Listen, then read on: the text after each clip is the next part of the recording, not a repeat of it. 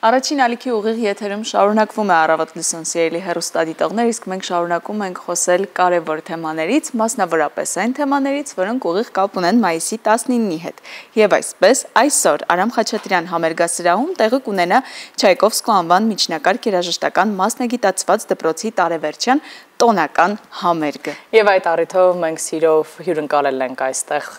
մասնակիցներից երկուսին եւ նրանց հետ ու ավելի մանրամասն նրանց գլխավոր դիրիժորի եւ ղեկավարի հետ խոսելու ենք սպասվող համերգի ու այլ մանրամասների մասին եւ այսպես սիրով ներկայացնեմ Դավիթ Մարուխյան, Չայկովսկի երիտասարդական նվագախմբի գեղարվեստական ղեկավար եւ գլխավոր դիրիժոր, Լիանա Ուլիխանյան, թավջութակահարուհի եւ Դավիթ Բաբայան, ջութակար։ Բարի լույս։ Բարի լույս։ Բարի լույս։ Ուրախ ենք այս պատասխանատու առավոտը սկսել հենց ձեզ հետ եւ խոսել օրվա կարևորի համերգի մասին եւ ոչ միայն, բայց սկսենք համերգից։ Ամեն տարի ամփոփված այսպես տարեվերջյան համերգ է ունենում նվագախումբը երիտասարդական, ինչպես եք պատրաստվել այս տարվան։ Բարի ձեզ, մի փոքրիկ շտկում, ուրեմն այսօր ելույթ է ունենալու Չայկովսկու անվան երաժշտական միջնակարգ մասնագիտացված դպրոցի սիմֆոնիկ նվագախումբը եւ սիմֆոնիկ նվագախումբը շատ ակտիվ գործունեություն է ծավալում, այսինքն ունի պոտենցիալ եւ կադրային դեֆիցիտ չունի, որովհետեւ դպրոցը հարուստ է տաղանդավոր, շնորհալի եւ վառ երեխաներով, անհատականություններով, որոնք որ այսպես ասած գերակշռում են դպրոցում եւ նվագախումբ որպես այդպիսին ինքը բացառիկ է այդ տեսակով, որտեղ նախ դպրոցը իր կադրային հատվածով շատ հարուստ է եւ նվագախումբ համալրելը այսպես ասած դյուրին հարց է եւ այս տարի այո դուք ճիշտ նկատեցիք ամփոփվում է ուսումնական տարին մեծ սիմֆոնիկ նվագախմբի ֆորմատով եւ մենք ունենալու ենք Հանձինս Լիաննայի, Դավիթի մենք ունենք եւս 1 2 3 4 5 մեծ հա եւս 4 սոլիստ եւ ունենալու ենք նվագակցություն երեխաների, որոնք ամեն մեկը մի բառ անհատականություն է նրանցից, ամեն մեկը արդեն չնայած իրենց փոքր տարիքի արդեն ակտիվ են թե Հայաստանում, թե Հայաստանից դուրս։ Եվ փորձենք մեր փոքր հյուրերի հետ, չնայած դժվար է ասել այս դեպքում փոքր, նրանք արդեն պատրաստ են, այսօր համերգ են եւ նրանց հաջողությունների մասին էլ բազմիցս լսել ենք ու պատմել նաեւ մեր հեռուստադիտողներին։ Պետք է նաեւ նրանցից հասկանանք, թե ինչպես են պատրաստվել, ինչ process է իրենց համար։ Լիաննա, սկսեք դուք։ Կարող եմ նշել, որ ես Շվեյցարիայի նոր գնացել էի վարպետության դասերի եւ համերգ եմ ունեցել նվագախմբի հետ Ժնևայում, բայց հատուկ վերադարձա այստեղ Հայաստան, որպեսզի մասնակցեմ այս հիանալի տարեվերջյան տոնական համերգին եւ ես շատ երջանիկ եմ, որ կնվագեմ իմ շատ սիրելի ընկերների հետ, իրենց նվագակցությամբ եւ ես վստահ եմ, որ այսօր շատ անմոռանալի երեկո է լինելու մեզ համար։ Իսկ ինչ եք պատրաստել, ինչ եք նվագելու այսօր։ Քանի որ ներկայացնում Չայկովսկու անվան դպրոցը, որոշել եմ ընտրել հենց Չայկովսկու ստեղծագործություններից մեկը, որը շատ սիրված է թե թավջութակարների կողմից, թե հանդիսատեսի կողմից, եւ այդ ստեղծագործության անունն է Պեցո Կապրիչոզո, եւ ես շատ հույսով եմ, որ Հայաստանի հայկական հանդիսատեսներ շատ կավանի այդ ստեղծագործությունը։ Դավիթ։ Բարև ձեզ։ Բարև ձեզ։ Ողջույն։ Կպատմեք ձեր տպավորությունները, ինչպես եք պատրաստվել, ինչ եք պատրաստել, ինչ եք նվագելու։ Ես այսօր պատրաստել եմ Սենսանսի մի գործ, էտյուդ վալսի ձևով, որը ջութակի համար մշակել է Էժեն Իզային։ Իմ կարծիքով այսօր ֆանտաստիկ համերգ է սպասվում։ Այո։ Իսկ փորձերը ձեր պատրաստական շրջանը բարդ է եղել, ինչքան ժամանակում եք պատրաստվել այս համերգին։ Ինչքան ժամանակում ճիշտն ասած չեմ հիշում, բայց հիշում եմ, որ շատ հավես են անցել բոլոր փորձերը, քանի որ մենք համագործակցել ենք մեր ընկերների հետ եւ ամեն օր հնարավորություն չկա, որ նվագես ընկերներիդ հետ, հատկապես սիրելի ընկերներիդ հետ եւ դա շատ հաճելի է։ Պարոն Մարուխյան, երբ խոսում ենք երիտասարդների, պատանիների մասին, որոնք արդեն մեծ հաջողությունների են հասել, ինչպես է ստացվում նրանց հավաքել, բերել այս համերգի շուրջ եւ այդ փորձերը ինչպես են անցնում, փոքր դուք էլ պատմեք փորձերի շրջանից, նախապատրաստական։ Դե տեսեք, այս աշխարհում առհասարակ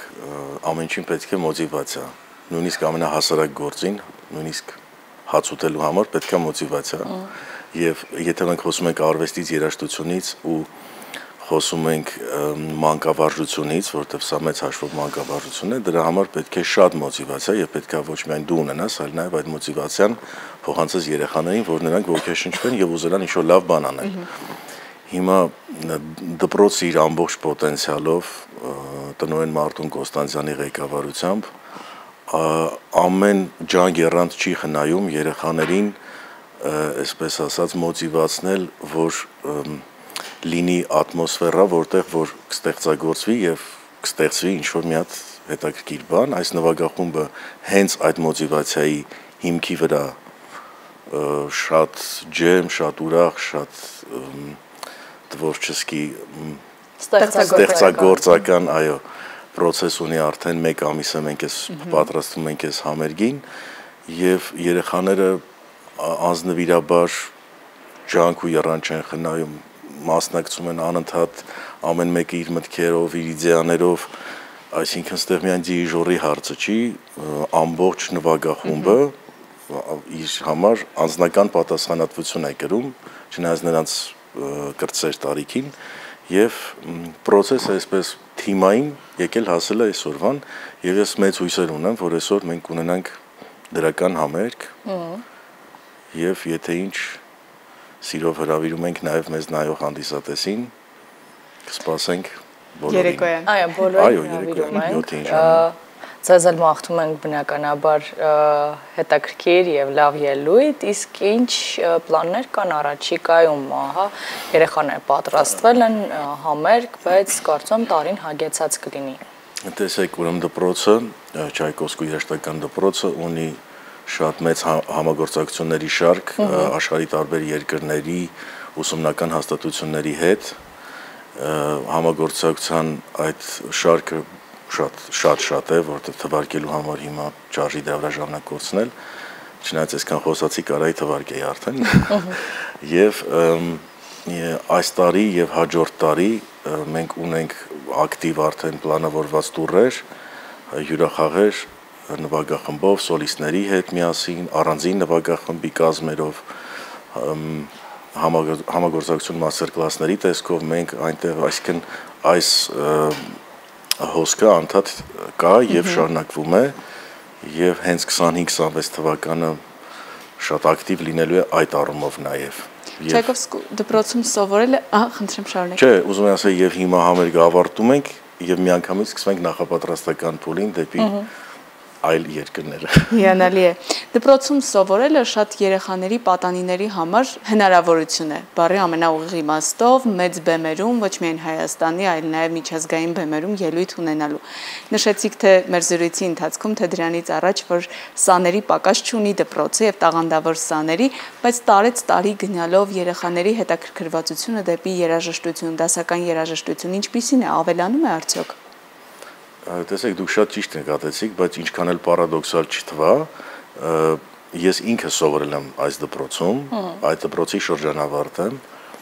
եւ շատ ժամանակ ես ինչ-որ իմ մեջ մոնիտորինգ եմ անում, փորձում եմ համեմատել իմ տարիները ինձնից հետո տարիները, որովհետեւ իր ֆենոմենը դպրոցի նաեւ, որ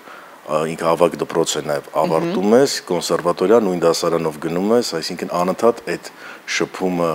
կոնսերվատորիայում սովորողների հետ եւ Չայկովսկու միշտ եղել է։ Եվ այդ ոնց որ այդ հետազոտության ընթացքում ես հասկացել եմ, որ առանձնապես տարբերություն չկա, կա տեխնիկապես այո, քանակային, որովհետեւ եթե մեր ժամանակ, չգիտեմ, կար 100 դիմորդ օրինակ կոնսերվատորիա, մենք գիտեինք թիվ, այս տարի օրինակ անց 25 տարի այդ թիվը օրինակ 25 է։ Բնականաբար դպրոցում էլ ավելի քիչ են ընդունվում եւ բնականաբար, այսինքն sense տեխնիկական հարցեր ներողություն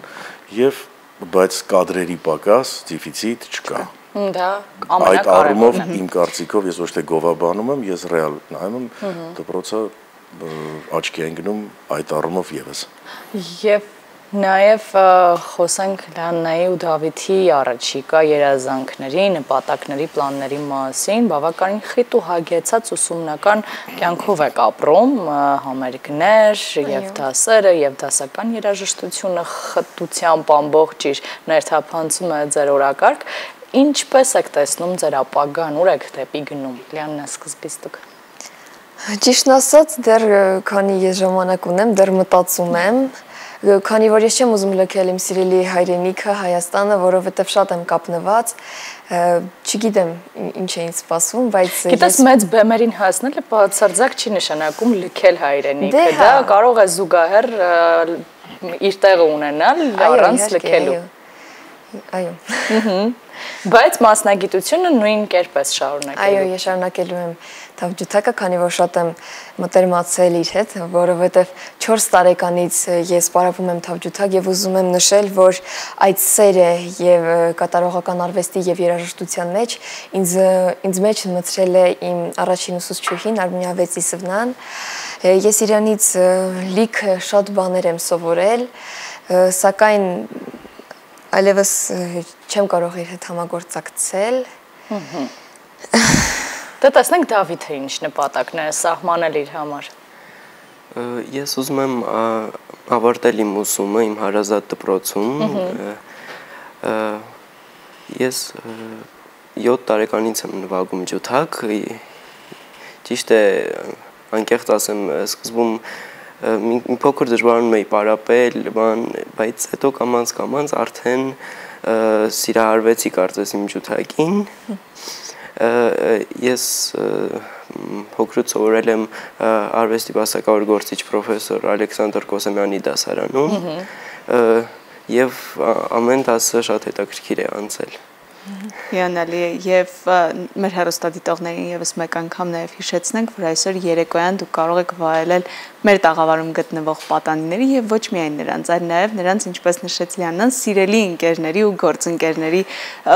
ստեղծագործությունները, կատարումները եւ կենթանի հնչողությամբ վայելել, ինչը բացառիկ հնարավորություն է նաեւ հանդիսատեսի համար հասկանալու թե ովքեր են գալու փոխարինելու, ով է մեր ապագա սերունդը եւ թե որքան տաղանդավոր է մեր ապագա սերունդը, մեր երիտասարդները։ Երիտասարդ եմ ասում, որովհետեւ այն մրցանակները, որ ունեն մեր պատանիները հիմա, դա տարիների մեծ աշխատանքի արդյունքն է։ Շնորհակալ ենք անչափ, որ դուք այսօր մեր տաղավարից սկսեցիք ձեր առավոտը եւ այս դրական էներգիան նաեւ մեր հեռուստադիտողներից եկող փոխանցում ենք ձեզ, հաջողություն մաղթելով ողջ համերգին։ Եվ մենք էլ ուշի ուշով կհետևենք դպրոցի գործունեությանը, համագործակցություններին, փառատոններին, սաների հաջողություններին, դրանք բարբերաբար լուսաբանելու համար եւ նաեւ ձեզ ողջևորելու այդ հաջողություններով ձեզ այսօր մաղթում ենք հրաշալի ելույթ, իսկ մենք շարունակում ենք սիրելի հեռուստադիտողներ այս բան երաժշտություն։